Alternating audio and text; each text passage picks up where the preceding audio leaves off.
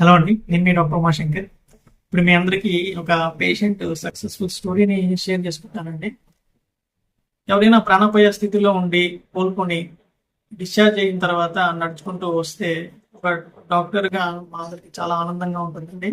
ఆ పేషెంట్ని చూడగానే కడుపు నిండిపోయి ఆ పూట ఆకలి కూడా ఉండదండి.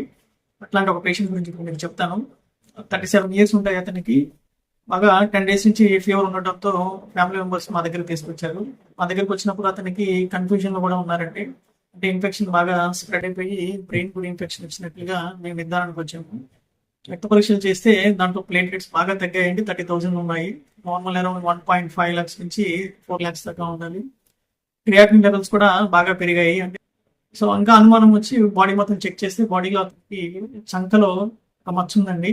ఆ మచ్చ ఉండటం అన్ని స్క్రబ్ టైఫస్ జ్వరం అని డౌట్ వచ్చింది. బ్లడ్ టెస్ట్ చేస్తే స్క్రబ్ టైఫస్ పాజిటివ్ వచ్చిందండి.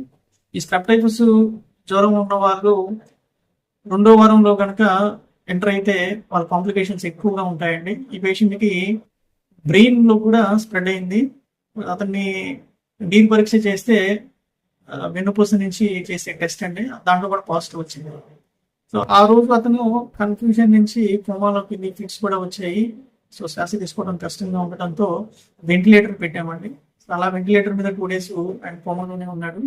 3వ రోజు కొంచెం కళ్ళు తెరిశాడు. ఆ రోజు మా అందరికి బాగా ఎమోషనల్ గా అయ్యాము. ఎందుకంటే ఆ రోజు అతనికి పుట్టినరోజు. అతను వాళ్ళ అమ్మగారిని వాళ్ళ ఫ్యామిలీ మెంబర్స్ ని గుర్తుపట్టాడు. షేక్ హ్యాండ్ కూడా ఇచ్చారు వాళ్ళు. అప్పుడు మాకు కొంచెం హోప్స్ వచ్చాయండి. తర్వాత నిదానంగా అతను కళ్ళు తెరిచాడు. వెంటిలేటర్ నుంచి అతన్ని తీసి రూమ్ షిఫ్ట్ చేసాము. రూమ్ లో అతనికి ప్రతిరోజు కూడాను సైకలాజికల్ సపోర్ట్ ఇస్తూ ఫుడ్ తీసుకోమని ఎంకరేజ్ చేస్తూ ఫిజియోథెరపీ కూడా చేశాము. గ్రాడ్యువల్ గా ఇంప్రూవ్ అయ్యాడు. 3 weeks లోనే అతన్ని డిశ్చార్జ్ చేసామండి. డిశ్చార్జ్ చేసి తర్వాత ఫాలో అప్ కి తనకు తానుగా నడుచుకుంటూ వచ్చారండి. సో అది చూడంగానే నాకు ఆశ్చర్యం అనిపించింది. సో ఈ విధంగా సీరియస్ స్టేజ్ నుంచి అతను కోలుకొని వచ్చారు.